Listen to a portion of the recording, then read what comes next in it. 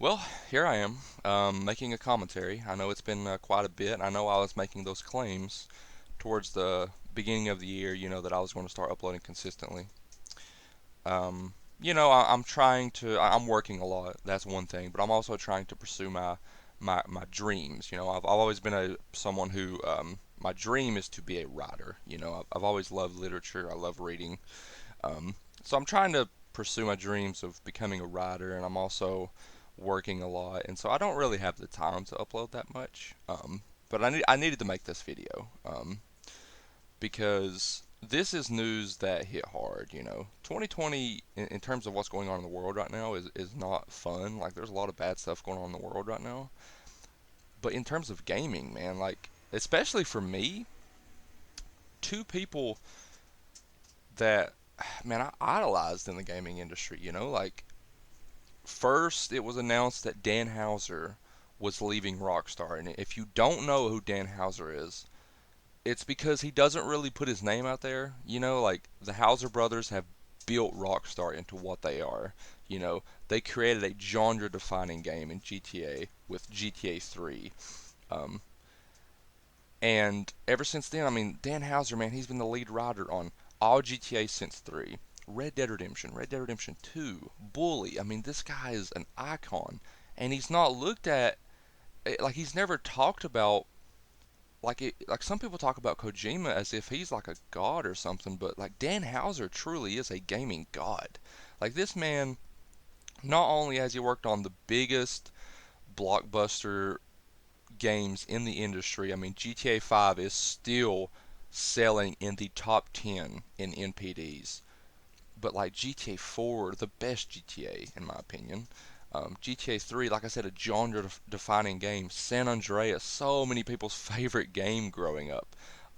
Red Dead Redemption, man, the story in that game, like Red Dead Redemption 2, Bully, like this man is truly an icon, and he needs to be recognized more. And I don't know what he's going to do next. I don't know why he left Rockstar. I'm worried about GTA 6. I'm going to be honest with you because without Dan Houser there, I'm worried about that story. I don't think anything else will hurt. I think that Sam Houser, his brother is still there, and Rockstar is still a quadruple A studio. I don't think that the gameplay is going to be hurt. I'm worried about the story because Dan Houser, he's always what's gave those games like their charm. If you when you're in GTA 4 when you're sitting on the couch and you're watching the TV with the commercials playing, and those funny commercials and the funny dialogue and the funny radio stations, like in the great voice acting and all that stuff, like that was Dan Houser, and like I'm worried. I'm worried that Dan Houser is someone you can't really replace in my opinion. So we'll see what happens, but I wanted to mention that, because sorry, I got to clear my throat. I wanted to mention Dan Houser, and I thought that was going to be like the most hurtful news, but the next news that happened, hurt me even more, man. Jason Blundell, he like it was rumored, that this was rumored last year that hey he was leaving, and he was going to be done after BO4 ended, and I've that was a rumor in BO3. That I remember hearing rumors that Jason Blundell was going to be leaving. After BO3. I heard so you hear rumors like that all the time. And so I was like, no, I think Jason's going to stick it out. He's going to stick around. He's going to help with BO5. He's going to turn zombies around and make it good again. But no, the official tweet came down from Treyarch on Twitter the other day, and yeah, man, like this news hurts. Like that, like you know, where like Dan Houser, he like even as a kid, like I was a kid playing San Andreas with my TV muted, because there was like cussing and all that stuff. But I was playing that and, like, so Dan Houser has been creating memories for me in gaming since I was a kid. But since 2012 or even before that, really, but especially since 2013, um, Jason Blundell, he helped create some of the best memories of my life. Like that's what hurts so much about this is, I mean, in 2013, I no-lifed BO2. You know, the countless hours that I put into zombie maps like Mob of the Dead and Origins and like those are some of the best memories of my life, man. Like just theorizing and thinking about where zombies was going after Origins, and then like in BO3, the best Call of Duty ever made, and that zombie saga that was told in BO3, the best set of zombie maps. Oh my god, that was so much fun. Shadows of Evil, still in my top three. I think it's one of the best zombie maps ever made. Um, yeah, man, Jason Blundell, like, and like, in BO3 was when it really consumed my life. I was watching all of the Mr. Raffle Waffles interviews with Jason Blundell.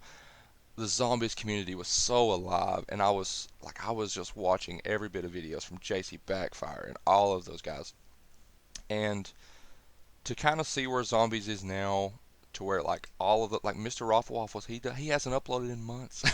JC Backfire kind of left zombies and he's streaming on Twitch. You know, a lot of them did.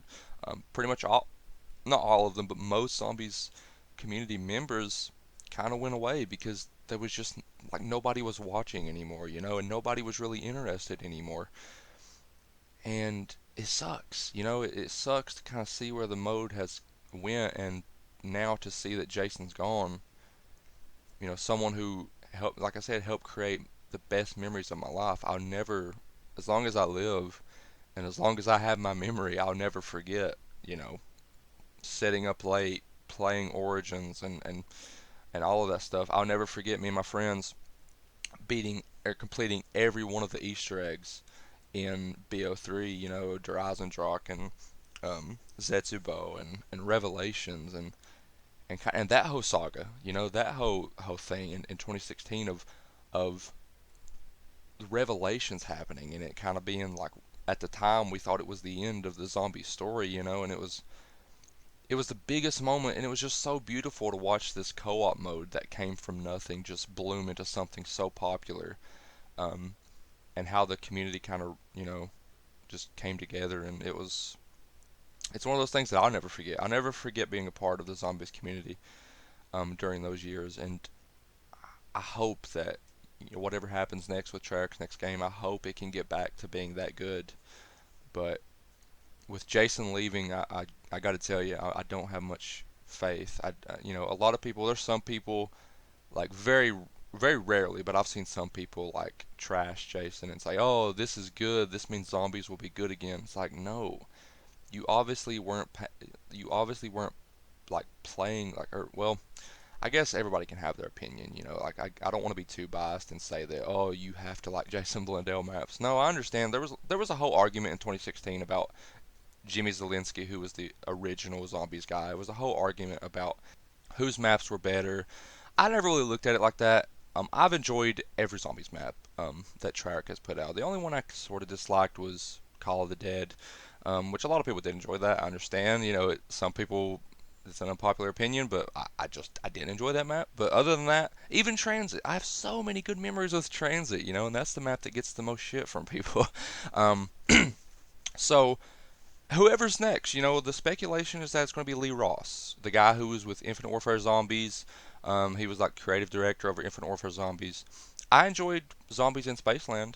Um, you know, I liked how he was open with the community. I loved how he was on Twitter all the time, interacting with the community, tweeting.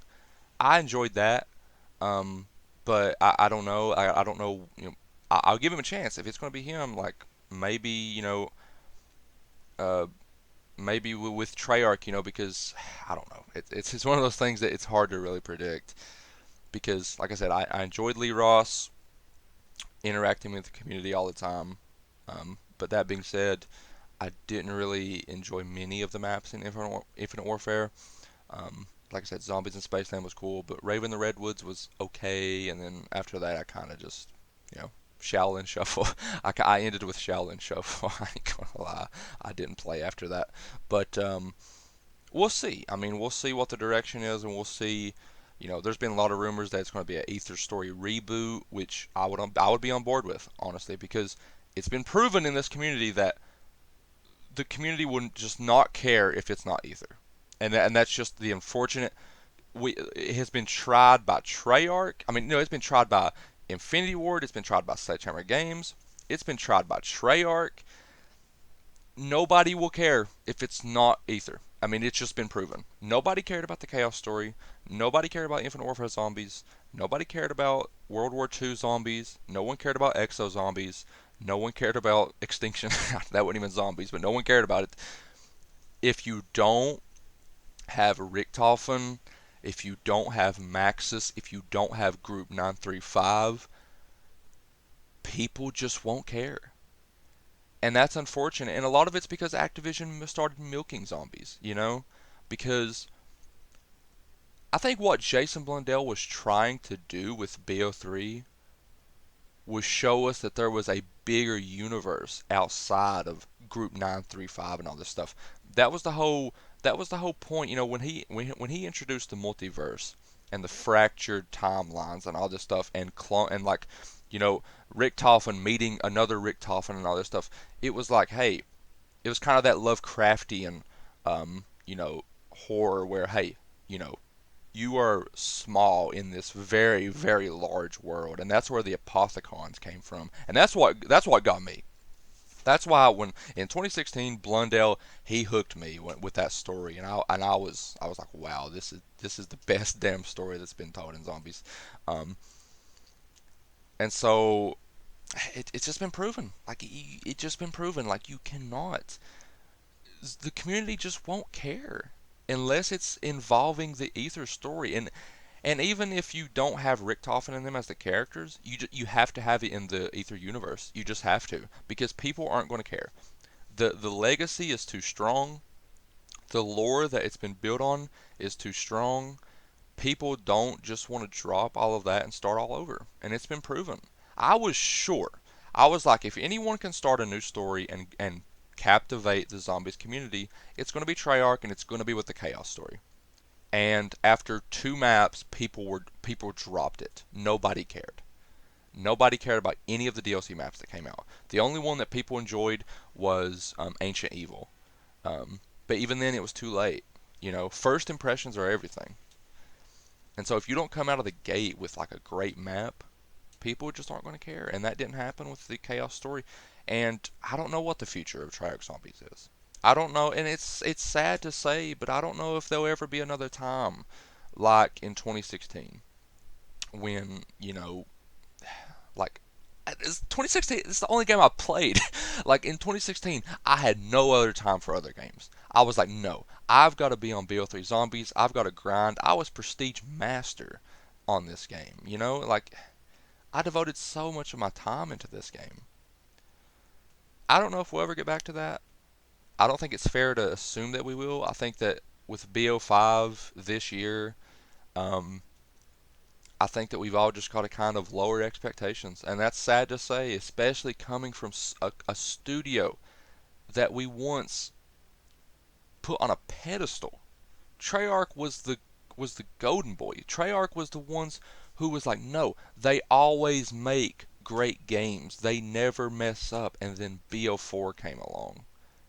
It's like, I don't know, man. Zombies wasn't the same. Multiplayer was sort of fun in a way. Blackout was cool, but I don't know. I don't know. I really don't. I don't know what the future of Treyarch Call of Duty is. I don't know what the future of zombies especially is. I don't know where zombies is going to be in a couple years. If BO5, listen, BO5 is not going to be on BO3 level. We cannot go in expecting that. But BO5 has to be, in a way, it sort of has to be like a World at War again. It has to spark the interest. We have to once again just become interested in this game. And then maybe after that, maybe we'll have another, you know, 5 6 year cycle like we did with BO1 to BO3, and oh my God, what a fantastic set of years that was. Hopefully we can recapture that. Hopefully BO5 is the beginning of that again, to where we're like, no, we've got this new Ether reboot. Get ready for a wild ride. It sucks that Blundell's not going to be there for it because, like I said, he was just a cool personality. Blundell, I salute you, man. I love you. Got tears in my eyes that you left. Denhauser, I salute you, you legend. Hope y'all land on your feet with a new studio and make another great game.